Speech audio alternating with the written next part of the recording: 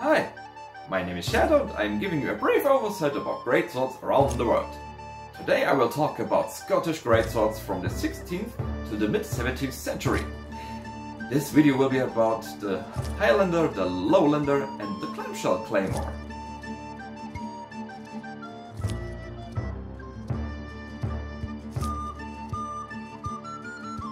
All three swords has the name Claymore in it, which is part of an ongoing debate.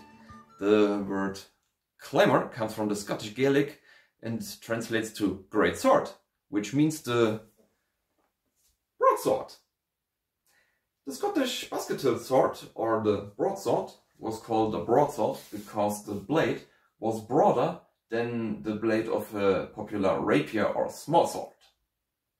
The two-handed sword would be called a Claythdalamths, which translates to two-handed sword. I'm sorry if I mispronounced the word, but I found different pronunciations in the internet. Anyway, Claythdalamths seems to be the correct contemporary term for Scottish greatswords, although the word Claymore seems to have replaced it. So, if I say Claymore in this video, I refer mostly to the great two-handed swords. Let's start with the Highlander Claythdalamths.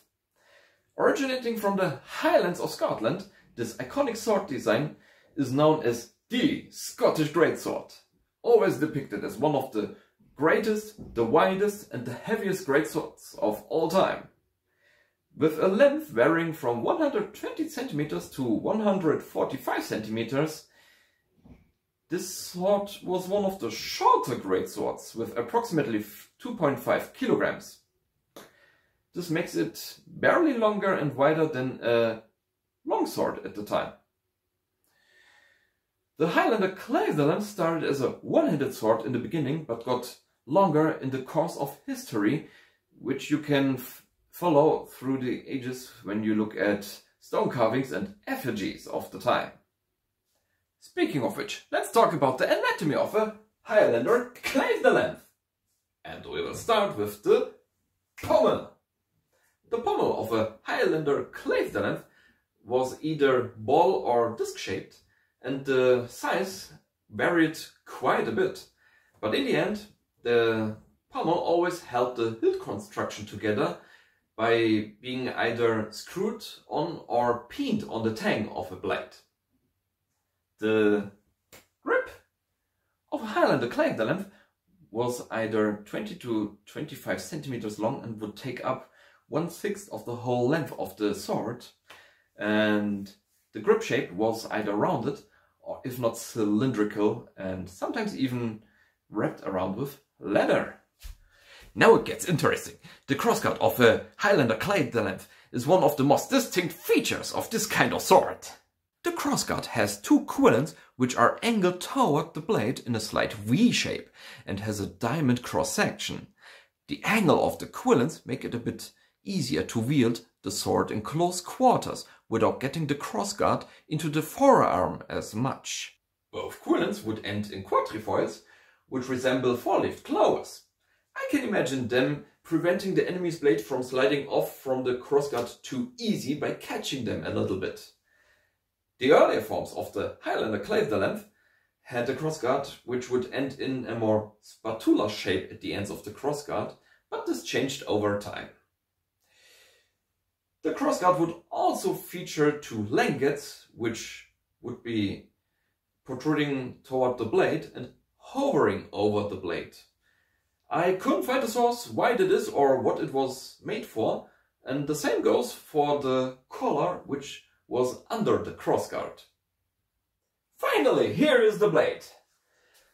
The blade shape of a Highlander Claythdalamths was pretty simple with two parallel and straight edges, and the blade width would be the same on the crossguard till you reach the rounded point. Looking at the point, thrusting with the sword seemed to be not as important in contrast to cutting, since a more acute point would increase the thrusting capacity. The blade itself is wide, had a fuller and would feature a more flat or lenticular cross-section, which made it a good cutter. The earlier versions of a Highlander Claythdalamths also featured a blunt portion on the blade next to the crossguard, which we call a ricasso. The true purpose of a ricasso is unknown today, but it could still help you with half swording by shifting the balance point of the sword.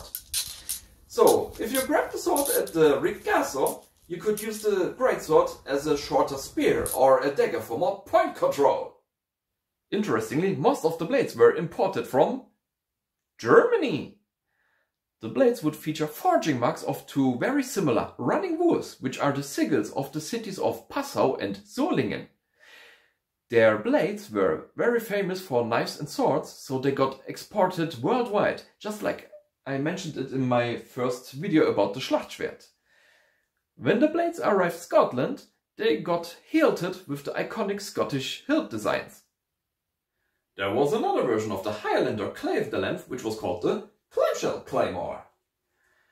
The most distinct difference between those two swords lies in the crossguard.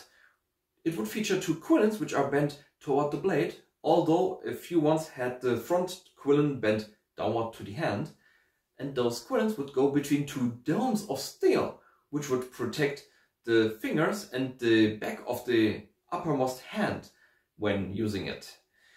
The domes would resemble an open clam, with the grip on the open side and the blade coming from the other side. The domes were made for rather deflecting than blocking, but since gauntlets weren't that common anymore, they were pretty happy with some extra protection for the hand, just like on the Scottish broadsword here.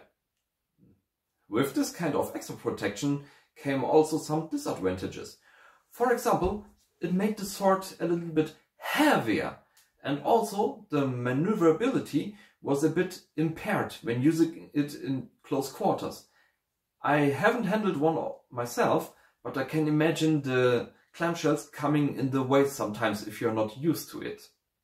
During clan wars and battles against the English borderer, the Highlander Claythdalamths was a hybrid between a longsword and a greatsword. You could easily adapt longsword techniques with it, with greater reach, impact and fear for your enemies.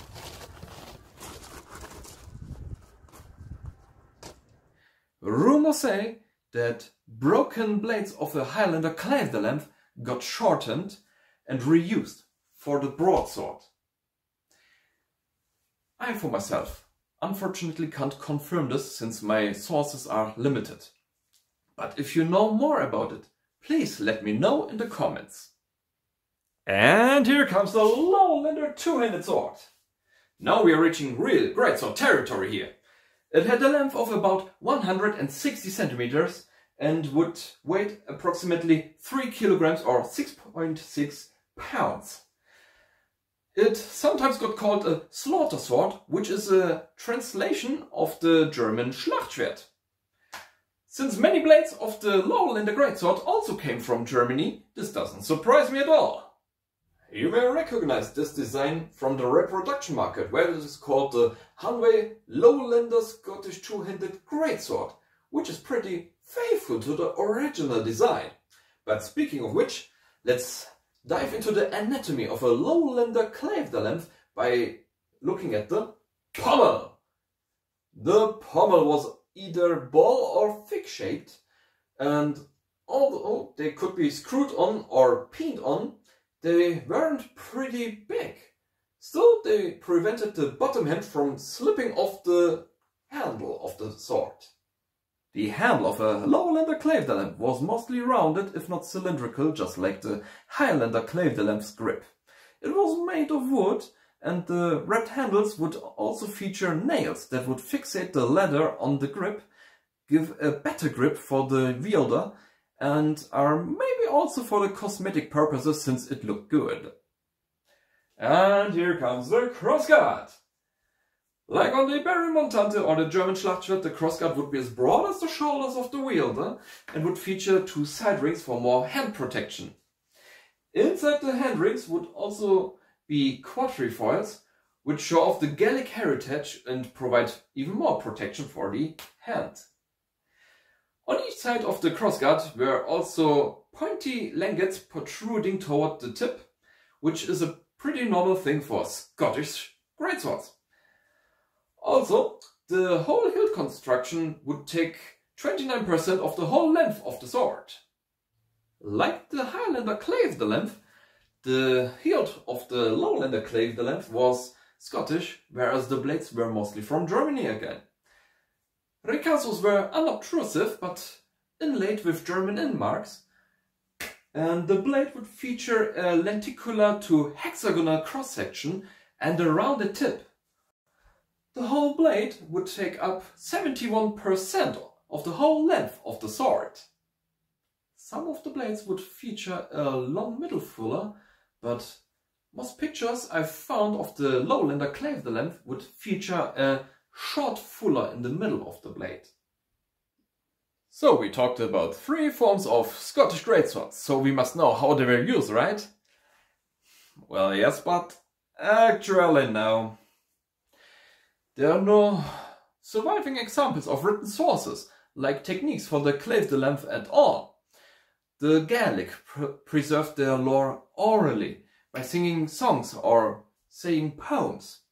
And even there, you should be very careful with the informations and take them with a pinch of salt, since, oh well, to make a story more entertaining, people will glorify and exaggerate things. What we do know is that some of the English staff techniques were used for the greatsword too. Both are weapons which can use momentum to strike and thrust.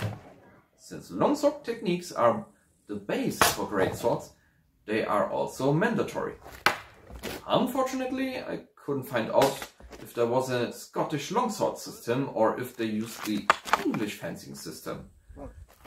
In some cases it is reported that users of two-handed swords cut wildly left and right, beating enemies who surrounded them with wide movements. This reminds me heavily on the Montante, which was a good weapon, one against many. Maybe the usage was pretty similar in this case. Historically, it was difficult to determine which of these swords was used in which battle, since they were all just called the Twohanded sword.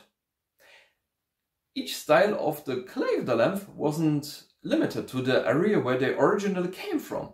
Some accounts speak more for the Highlander Claythdalamths, some speak more for the Lowlander beast. So I'm going to apologize for the vagueness of the following chapter. In the offense, the Claythdalamths was an imposing weapon in contrast to claymores, axes or dirks. Even the Tarch had a few problems, since protecting your legs with a small strapped shield was difficult. The Claythdalamths were popular weapons among skirmishers because of the versatility of these weapons. For example, the history of the Mackenzies describes an event where a band led by Hector Mackenzie met a larger group of Monroes in 1502. The Mackenzies were armed with large two-handed axes and two-handed swords, which they used in the battle, and they decapitated 19 enemies with them. After the disastrous Battle of Flodden, the lords met in council in Perth and declared that for the necessary preparations for the defense of the country, the leagues had to be armed with Jedward or Jeddart staffs, halberds, light axes, spears and two-handed swords. Heavy infantry and mercenaries liked the two-handed sword within their ranks. They were placed alongside with the halberdiers. This placement was also used by the Landsknechte and the Reisläufer, where the two-handed sword would protect the inner ranks or would be sent out for skirmishes. It made sense to place the greatsword user next to the halberdier to protect him. Whenever an enemy passed the head of the halberd or lochaber axe, the shaft wouldn't be as deadly in contrast to a long sharp edge that waits for him. In the 16th century, the Highlander Claythdalamths was part of the typical weaponry of a Highlander. One historical account says, in 1542 a large English raiding force went over the Scottish border of Twohanded and split up for raiding the region. The Scottish Earl of Huntly did not split his forces as much and went after them. It was mentioned that his vanguard was led by Sir Walter Lindsay, and the Earl himself would come with 6,000 men and 2,000 of them armed with bows and two-handed swords. The Scots surprised the Englishmen and brought them heavy casualties. After that, whenever a decree was made about how the men-at-arms shall be armed, the two-handed sword makes an appearance till into the early 17th century. There are way more historical accounts that mention the two-handed sword in Scotland, but each of them would fill up a whole video and would make this video longer than it already is. If you're interested in more videos about the Highlander Claymore, I can recommend you the channel of Highland Broadsword. This is one of the only channels I've found so far that would feature the Highlander Claymore in a couple of videos and would research and experiment with it. Don't get me wrong, there are several channels that would feature Scottish swordsmanship, but this is the only channel I found so far that would feature the Highlander Claymore in more than just 2 videos. Given the lack of resources, this doesn't surprise. I too struggled to find some viable informations in that matter, and as you've seen, there are some quite substantial gaps in my video. If you have some viable informations about that matter, please feel free to write it down into the comments for a very polite debate. In conclusion, Scotland's greatswords became very important in battle and their deployment very well documented. Their design became very iconic in movies and video games, especially the Highlander Claymore style. These swords were very terrific in the offense, but also very solid in the defense when you had to protect your buddies next to you. These swords also tended to be shorter than most people imagine, but they were still very versatile in their use on the battlefields of Scotland. So much that they left really a big footmark in the culture and history of Scotland. Well, if you liked my brief overview about greatswords around the world, feel free to like and subscribe, and I will see you next time in Greatswords Around the World Part 4.